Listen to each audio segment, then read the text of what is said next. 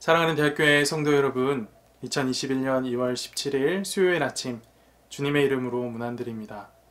오늘도 주의 말씀과 함께 새 힘을 얻는 귀한 아침이 되기를 간절히 소망합니다. 오늘 함께 보실 하나님의 말씀은 누가복음 15장 1절에서 10절까지 말씀입니다. 모든 세리와 죄인들이 말씀을 들으러 가까이 나아오니 바리새인과 서기관들이 수군거려 이르되 이 사람이 죄인을 영접하고 음식을 같이 먹는다 하더라. 예수께서 그들에게 이 비유로 이르시되 너희 중에 어떤 사람이 양 100마리가 있는데 그 중에 하나를 잃으면 99마리를 들에 두고 그 잃은 것을 찾아내기까지 찾아다니지 아니하겠느냐. 또 찾아낸즉 즐거워 어깨에 메고 집에 와서 그 벗과 이웃을 불러 모으고 말하되 나와 함께 즐기자. 나의 잃은 양을 찾아내었노라 하리라. 내가 너희에게 이르노니 이와 같이 죄인 한 사람이 회개하면 하늘에서는 회개할 것 없는 의인 99으로 말미암아 기뻐하는 것보다 더하리라. 어떤 여자가 10드라크마가 있는데 하나를 잃으면 등불을 켜고 집을 쓸며 찾아내기까지 부지런히 찾지 아니하겠느냐. 또 찾아낸즉 벗과 이웃을 불러 모으고 말하되 나와 함께 즐기자. 잃은 드라크마를 찾아내었노라 하리라.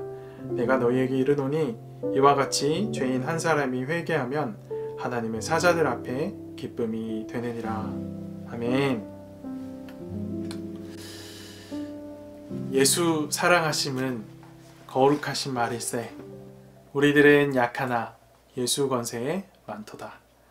날 사랑하심, 날 사랑하심. 성경에 써있네. 찬송가 411장 예수 사랑하심은 1절의 가사입니다. 예수님은 우리를 얼마나 사랑하실까요? 찬송의 고백처럼 그 답이 성경에 기록되어 있습니다. 오늘 본문을 통해 하나님께서 우리를 얼마나 사랑하시는지 말씀을 통해 깨닫는 귀한 은혜가 있기를 간절히 소망합니다. 오늘 본문 3절에서 7절 말씀은 잃은 양을 찾는 목자의 비유와 그 비유의 의미를 설명하는 내용으로 이루어져 있습니다. 한 목자에게 100마리의 양이 있었습니다. 안타깝게도 그중 한 마리를 잃어버리고 말죠. 양은 무리지어서 생활하는 짐승입니다. 그래서 일단 무리에서 떨어지면 살아남을 확률이 굉장히 낮아집니다.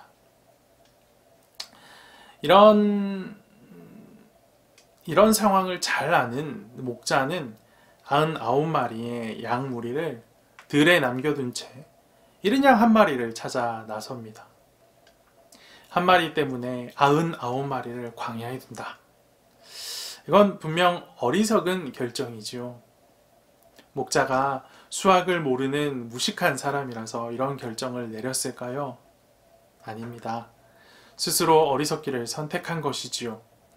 우리는 그 어리석음이 무엇을 의미하는지 잘 알고 있습니다. 잃어버린 한 마리 양에 대한 사랑을 의미하지요. 결국 양을 찾아낸 목자는 기뻐하며 집으로 돌아옵니다. 그리고는 친구들을 불러 모아 잔치를 벌입니다. 그런데 여러분, 이 또한 참 어리석은 모습 아닙니까? 잔치를 벌이려면 적어도 양 한 마리 이상의 비용은 들어갈 텐데 오히려 양 한 마리 이상의 비용은 전혀 아까워하지 않는 그런 모습을 보이고 있습니다. 그렇다면 예수님께서는 이 비유를 뭐라고 설명하실까요?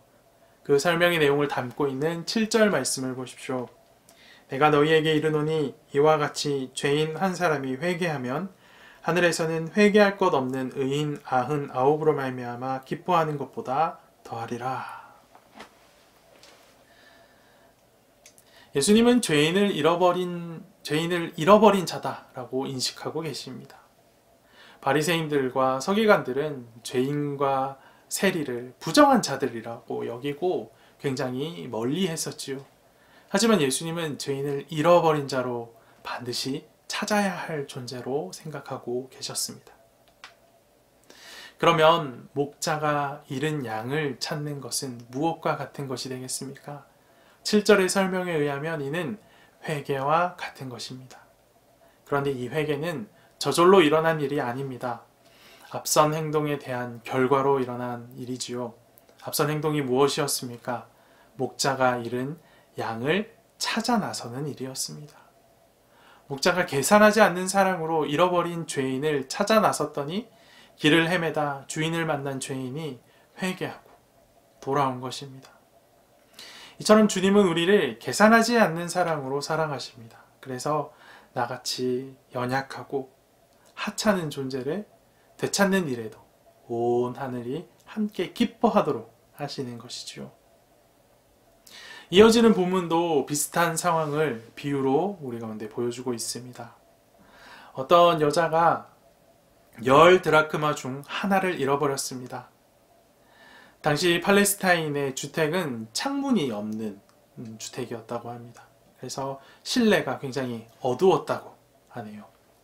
게다가 바닥은 흙바닥으로 되어 있어서 동전을 떨어뜨리면 그 동전이 흙에 묻히기 일쑤였다라고 합니다.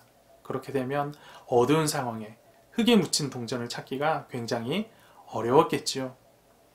그래도 이 동전을 잃어버린 이 여성은 등불을 켜고 바닥을 쓸면서 열심히 드라크마를 찾습니다. 그리고 결국 그 잃어버린 드라크마를 찾게 되죠. 발견하게 되죠. 드라크마를 발견한 것이 너무 기쁜 나머지 이웃을 불러서 잔치를 베풉니다. 참 이해하기 어려운 모습이죠. 이웃에게 잔치를 베풀려면 잃었다가 찾은 돈보다 더 많은 비용을 지불해야 하지 않겠습니까? 경제적인 면을 생각해보면 굉장히 어리석은 결정을 하고 있는 것이지요. 그럼에도 불구하고 이 여성은 잔치를 준비합니다. 왜냐? 잃어버린 것을 되찾은 기쁨이 그 잔치를 베푸는 비용보다 훨씬 더 크다라고 느꼈기 때문입니다. 99마리 양 무리를 광야에 두고 떠난 모습이나 잃어버린 드라크마를 열정을 다해 찾는 모습이나 참 어리석어 보이는 모습들입니다.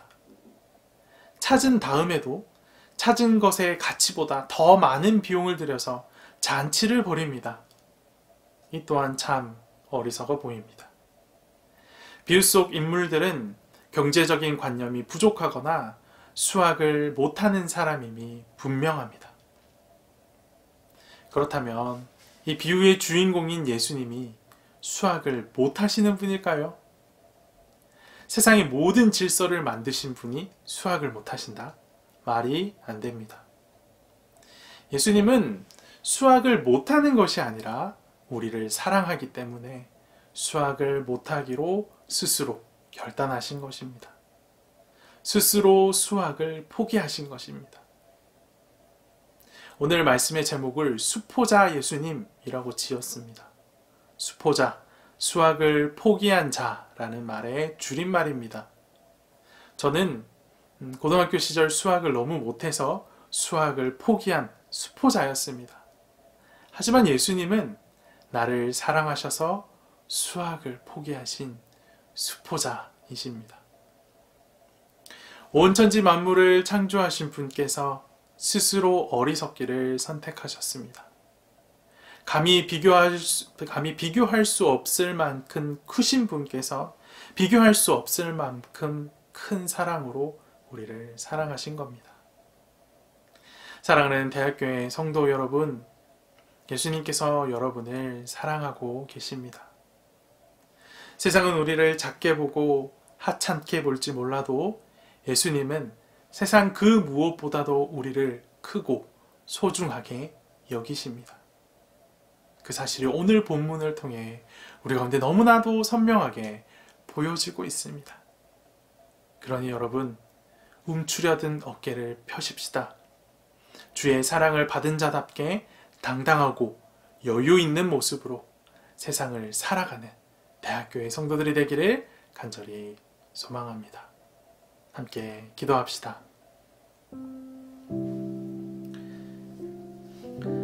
살아계셔서 역사하시는 하나님 아버지 감사합니다. 귀한 말씀 허락하여 주셔서 우리를 향한 주님의 사랑이 얼마나 큰지 다시금 보여주심에 감사합니다. 그 사랑을 힘입어 오늘 하루를 살아갈 새 힘을 얻습니다. 주님, 세상을 통해 우리를 보면 우리는 여전히 너무나 연약하고 작은 존재이지만 그런 작은 존재를 작다 하지 않으시고 사랑하여 주심에 감사합니다. 주님으로 인해 새 힘을 얻습니다. 이 얻은 새 힘으로 오늘 하루도 세상 가운데 어깨를 펴고 당당하고 여유 있는 모습으로 살아가기를 간절히 소망하오니 오늘 선포되어지는 말씀 마음 가운데 새기게 하여 주시고 이 말씀과 함께 넉넉히 하루를 승리로 살아내는 귀한 은혜가 있도록 동행하여 주시옵소서. 이 모든 말씀 살아계신 예수 그리스도 이름으로 기도합니다. 아멘.